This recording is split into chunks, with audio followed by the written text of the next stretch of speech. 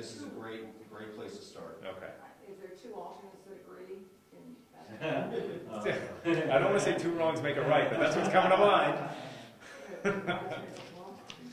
Yes. I would have to definitely agree with Rob. This is a very good starting point, and I would like to move that the board accept this as a working document. Okay, is there a second to that motion? Seconding, Ed? Okay. Any further discussion? All in favor of accepting the document presented that's titled CUPA.txt, the application for conditional use permit, as a working document? All in favor, please say aye. Aye. Aye. All opposed? The ayes have it. Okay. This, I'd be the first to admit, is not perfect. I mean, yeah, obviously beyond the spelling and grammar and punctuation. I'm sure there's things I have not thought of. And there's things that I did on purpose. For example, I split out items, was it 6, 7, 8, and 9, rather than putting them all in one spot. And I'm 10 and 11, we're going to have to create a form that goes with it for the attached addresses. And there's something that in here that I wanted to throw at the board because I'm not 100% sure it's correct. And I think that the wisdom of the board might be able to solve the problem. On number 10, if you read it real quick, using the address form attached, please provide the names and addresses of all abutters, including abutters from other towns. Are we required to contact abutters from other towns? Are you referring to the Garney Road? Just for example, I mean... I think the answer is probably yes. I believe we would be. The state defines abutters, and if I recall, that definition says nothing about town boundaries. Mm-hmm. And so we as members, property owners in the state have rights, have abutters' rights. Sure. Right? And so I think it crosses town boundaries. And I believe a couple of years ago we adopted the state definition for our zoning, didn't we? I think it's a courtesy too. I mean, if we contact out of Brookfield abutters, they have to do the same for us. Yeah. Yeah. Well, they would have to notify all abutters regardless of town location, but they would have to follow any rules and procedures of this Our town. Right. because the property in question would be in this town. Right. Okay. So, Tom, while we're talking about number 10, Sure. I think it's helpful information to have the assessor clerk verify. Mm-hmm. Does it make sense to have a spot for the assessor clerk to sign off? Yeah, that's what I want to do is make as sure part of the application. on that form that I'm going to have to create to go with number 10, going to have a spot for the assessor clerk to sign and date. And it's important that the assessor clerk dates it because there's a quirk in there in 676.4 that the dates of the abutters' addresses cannot be more than 5 days older than the date of submission of the application. And they're really looking to make sure that the dates are fresh. I mean, the addresses are fresh, so that we're looking off something that's 6 months old and maybe there was a sale in between and the tax owner has changed. So that date actually comes into play in a very tangential way, but it's important that we get that date on there. Right. And I don't know what the answer is, but would it make sense to have a rule not only about the Brookfield sign-off, but non-Brookfield? I think that's a great idea. I hadn't thought about that, but if there's abutters out of town, get signed off by that assessor clerk in the other town as well. Right. That's a good one. Let's make a quick note.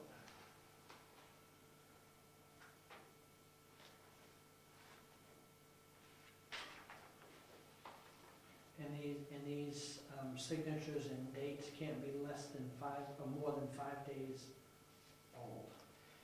They can't be. It's in here, but the gist of it is they can't be more than 5 days older than the date of submission for the application. It's a little quirky. Well, I'm just trying to think of a person trying to deal with this town hall and his part-time Yes. people. Yeah. And having now to go to another town possibly and getting possibly another part-time town hall and getting the signature there and doing all this within 5 days of the initial I gotcha. I think this was written by somebody who lives in a big town, but the town is open every day. Nobody gets on the Brookfield. 676.4. Where the hell is it? Here we go. If you'll indulge me here, the application shall include the names and addresses of the applicant, all holders of conservation, preservation, or agricultural preservation restrictions as defined in RSA 477:45, and all abutters as indicated in the town records for incorporated towns or county records for unincorporated towns or unorganized places, not more than 5 days before the filing. That's the state law. That's the state law. So we can't, I'd love to say avoid it, but we can't. It's in the state law. No, and I'm sorry because my phone was ringing and I was trying to quiet that down. But did it say that we have to get the signature of an abutting town's assessor? No, that's Okay. totally on us. We can't. That's one of the things that I'm thinking that's going Right. to add time, Mhm. but we might be, even though it would be nice to have, is it going to make it Is it realistic? fair? Right, is it realistic? Is it going to make it difficult? Why don't we can go ahead and ask for it, and if somebody finds it difficult, they can ask for a waiver, which we can then grant. Right. Yeah. And then we can. For the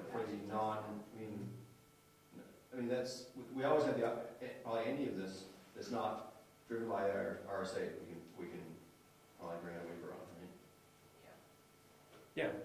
I mean, and I thought I tried to make that clear in the instructions section, which was the beginning, that because it says that further on in 676.4, there's a discussion in here somewhere, and I don't have my finger on it, about when and how the planning board can decide if something is complete. And that you have to describe by regulation what constitutes a completed application, so that the applicant can understand what a completed application is. Before you Well, even you- think of the merits of the application. Before you even get to that Up point. on that one. So we would have to specify what constitutes a completed application. You did in here. And that's what one of the things I wanted to mention is, the instructions section in here, does that count as regulation? Are we saying, this is how it has to be, these are the regulations, in other words, rules for filling out this application? That's why that first line is there, fill out this application in its entirety, spelled wrong. Yeah, well, it says the planning board will not consider the application for completeness until all required information has been received or a waiver letter has been filed with this application. Right. Pretty self-evident. I don't think there's any wiggle room there. No. But I mean, of course, you never know. Somebody will always try to wiggle.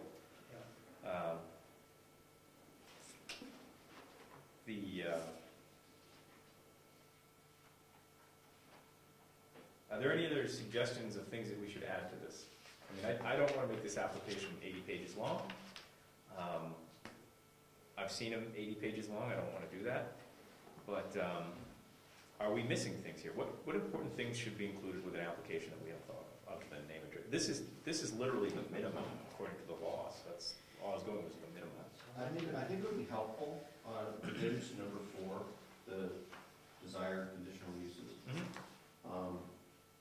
If we gave the applicant an area to describe what aspect of that they're planning on doing, right? So you could have something that, I don't know what our conditional uses are off the top of my head, but, bungee jumping or whatever, and, they could say, I want to do bungee jumping, during the summer, the summer or whatever, and, between these hours and these hours, right? We can give them opportunity to sort of Expand. communicate more what their thought is. They can say, I want to do outdoor concerts, but I want to limit it to 50 people and whatever, and so it can, I don't know, help communicate the scope and, some of the more details what they're thinking, as opposed to just having one of those, a quote from the. Yeah. Instead of saying just the 4 words that are on the page, put in here a bullet item or a numbered item. Please elaborate and describe what your intent is for this conditional use. How do you intend to, what do you intend to do under this? I mean, we allow car shows. You can have one every week. You can have one every day. What are you going to do?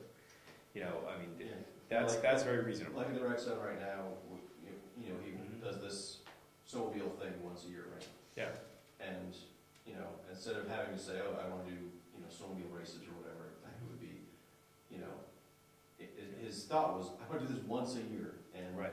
you know, you want to limit me to that, I'm perfectly happy, right? So, But the other thing of this is, my inclination is when we start talking about, please describe what you're going to do, I start overboarding. I start thinking, oh, we need maps, we need all this and that. But then what we were told by the attorney was that site plan review would be required for any new use, conditional or whatever.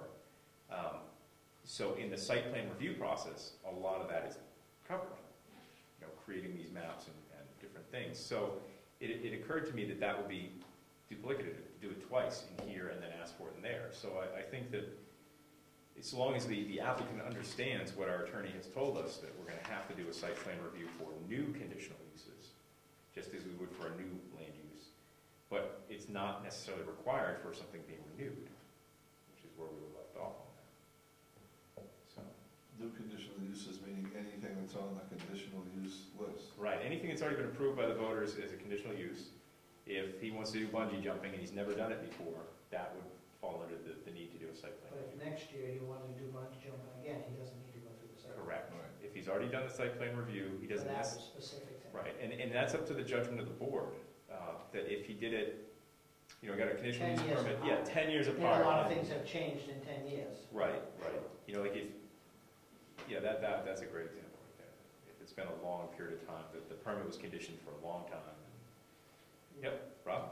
one of the other things that I noticed was that you wrote this with the idea that there are either new or renewed conditional uses. Yes. And there might, I would ask the question, I'm not suggesting that this, but just think about, does it make sense to talk about changing or, you know, changing the scope of a conditional use? Or something like that, where, you know, first year he's like, oh, I'm just gonna give this a try, I'm gonna do weddings or whatever, and then all of a sudden, it's, oh, this is going great, next year I wanna do that 10 times as big, right? We may have given a conditional use permit for the small thing, thinking that it was gonna be small.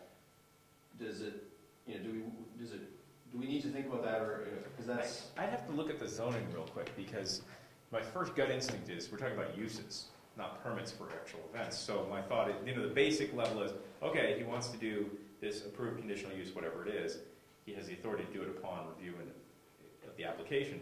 But I could have sworn there's some language in the zoning ordinance about that, about our ability as a board to limit to certain respects. But I can't remember what the language is, so I just wanted well, to. certainly when we went through the site plan review, we put a lot of limits on what he was doing. Right. The question is, do we need to be really careful about limiting as much as possible, or as much as we want, if we're concerned about him growing something in the future, right? Like site plan review, that we did, really only focus on the area around the lodge, right? And we sort of talked about that if he wants to do anything outside of that area, for sure, even if it's, you know, something that he's already doing in that small area, then he would have to come back and talk to us again, right? If I remember the site plan review, there was a major change in the footprint of the use, of the footprint of the buildings. Well, et if cetera. he doesn't change his use, but he adds new buildings, Yeah. site plan review. If he, new buildings, changes the use of the existing buildings, Building and site plan review. and then there was a third one. I'd have to check the notes. It's a year ago. Yeah.